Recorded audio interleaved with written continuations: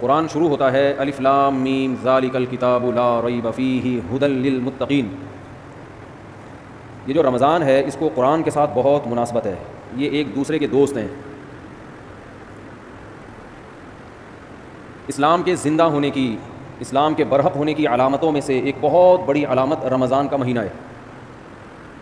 کوئی بھی جھوٹی دعوت، کوئی بھی جھوٹا مذہب 1400 سال گزرنے کے بعد بھی اتنا زندہ اور اتنا ایکٹیو نہیں ہو سکتا جتنا اسلام ہے. پوری دنیا میں ایک ہلچل مچ جاتی ہے، پوری دنیا میں مسجدیں بھر جاتی ہیں، لوگ سحری اور افطاری کے انتظامات شروع کر دیتے ہیں. اور اللہ نے جو کتاب اپنے حبیب صلی اللہ علیہ وسلم پر نازل فرمائی اور یہ بتایا کہ یہ آخری کتاب ہے اور اس کی حفاظت میں خود کروں گا، تو اس کی حفاظت کرنے کے جو اللہ نے انتظامات کیے، ان انتظامات میں سے ایک انتظام تراویح کی نماز تھی. یہ وہ نماز ہے جو دوسرے مذاہب میں، آسمانی مذہبوں میں ہمیں نہیں ملتی. یہ وہ نماز ہے. اگر یہ تراویح کی نماز یہودیوں کے پاس ہوتی تو ان سے تورات ضائع بولیں نہ ہوتی. تورات ضائع نہیں. جب موسیٰ علیہ السلام پہ تورات نازل ہوئی تھی اسی وقت لوگ نماز میں اس کی تلاوت شروع کر دیتے اور پوری کتاب ختم کرتے جیسے ہم کرتے ہیں. تو اتنے لاکھوں اس کے حافظ پیدا ہو جاتے اور پڑھتے وہ آج اسی طرح ہوتی جیسے حضرت موسیٰ پر نازل ہوئی تھی. اگر موسیٰ علیہ الصلاۃ والسلام کو تراویح ملتی رمضان کی تو آج تورات ہمارے پاس اصل شکل میں موجود ہوتی.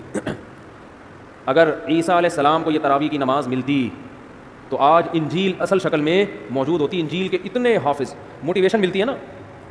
والدین جب اپنے بچوں کو دیکھتے ہیں کہ ہمارا بچہ نماز میں امامت کر رہا ہے اور الحمد سے لے کے والناس تک پورا قرآن سناتا ہے تو ان کا ظرف بڑا ہو جاتا ہے، دل بڑا ہو جاتا ہے. دوسرے والدین بھی سوچتے ہیں کہ ہم نے بھی اپنے بچوں کو حفظ کرانا. اس سے موٹیویشن ملتی ہے. اتنی موٹیویشن ملی کہ لاکھوں کروڑوں حافظ پیدا ہو گئے. ورنہ لوگ سب اپنے طور پہ قرآن پڑھتے، بہت ہی نیک لوگ حفظ کر لیتے، باقی لوگ کیوں حفظ کرتے بھائی؟ وہ کہتے کیا ضرورت ہے. تو پچھلی کتابیں جو تھیں چونکہ ان شریعتوں کو اللہ نے ختم کرنا تھا، اللہ کو پتا تھا کہ یہ ایک خاص وقت کے لوگوں کے لیے ہے.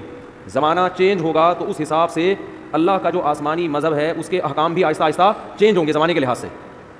تو اس لیے اللہ کے علم میں یہ بات تھی کہ ایک آخری پیغمبر کو میں بھیجوں گا محمد صلی اللہ علیہ وسلم، اور انہیں جو شریعت دوں گا وہ قیامت تک کے لیے قابل قبول ہوگی. ایسی شریعت ہوگی، وہ ہمیشہ، وہ ہر دور میں ہر جگہ پہ چلے گی. وہ اب آپ دیکھ لیں پچھلی امتوں کو جو روزے دیے گئے وہ 24 گھنٹے کے روزے تھے. آج اگر ہمیں 24 گھنٹے کے روزے مل جاتے، پہلے ہی مارکیٹ سے روزے دار شارٹ ہوتے جا رہے ہیں اور مارکیٹ سے شارٹ. اور بہت سے لوگ جو گرمیوں میں 24 گھنٹے کے روزے رکھتے وہ 26ویں روزے پہ آ کے دنیا سے ہی شارٹ ہو جاتے کیونکہ پہلے جیسی قوتیں نہیں ہیں. گرمیوں کے روزے کہاں 24 گھنٹے رکھ سکتا ہے آدمی. روزے میں اعتدال پیدا کر دیا اللہ نے. آج جو ہم نے آیتیں پڑھی اس میں کلوا واشربوا حتی یتبین لکم الخیط الابیض من الخیط الاسود من الفجر، کہ کھاؤ اور پیو یہاں تک کہ فجر کا وقت ظاہر ہو جائے. فجر تک کھانے کی اجازت ہے تمہیں. تو یہ جو تراویح میں ہم قرآن پڑھتے ہیں نا، یہ رسول اللہ صلی اللہ علیہ وسلم نے شروع کیا. اللہ نے یہاں پر وحی کی. ایک رات آپ صلی اللہ علیہ وسلم نکلے گھر سے. نبی صلی اللہ علیہ وسلم تہجد اپنے گھر پہ پڑھا کرتے تھے، مسجد میں جا کے نہیں پڑھتے تھے. حالانکہ گھر اور مسجد ساتھ ساتھ ملے ہوئے تھے، لیکن آپ صلی اللہ علیہ وسلم مسجد میں تشریف لے گئے. صحابہ کو اندازہ ہوا کہ جب نبی مسجد میں آ رہے ہیں اس کا مطلب سب کو دعوت دی جا رہی ہے کہ جماعت سے نماز ہوگی. یہ اس کی سائن اور اس کی علامت تھی، کیونکہ نوافل آپ صلی اللہ علیہ وسلم گھر میں اکیلے پڑھا کرتے تھے اور تہجد میں کبھی کبھار 2-4 صحابہ ساتھ ہو گئے، زیادہ تعداد آپ کے ساتھ تہجد میں شریک نہیں ہوتی. اسی وجہ سے فقہاء نے لکھا ہے کہ نفل نمازوں میں 3-4 سے زیادہ افراد کی جماعت یہ شریعت میں پسندیدہ نہیں ہے. یہ اپنی طرف سے آپ نفل کی جماعتیں نہیں کر سکتے بڑی بڑی، کیونکہ نبی نے نہیں کی ہیں.